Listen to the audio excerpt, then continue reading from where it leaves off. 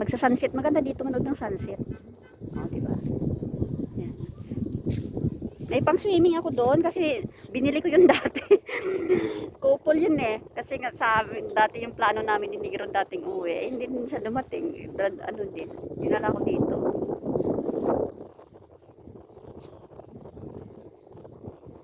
Wala nga, ito naman private to eh. Bakit sisitahin? Ay di. Pag siya nasa loob ka, wala na mag-ano yun sa'yo. Diyan na, sino ba pupunta yun sa loob? Mga bantay lang dyan. Bakit sisitahin? Ayun na nga, di ba ka?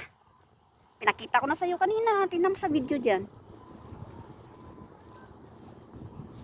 Yun lang nga yung upuan, bayaran mo.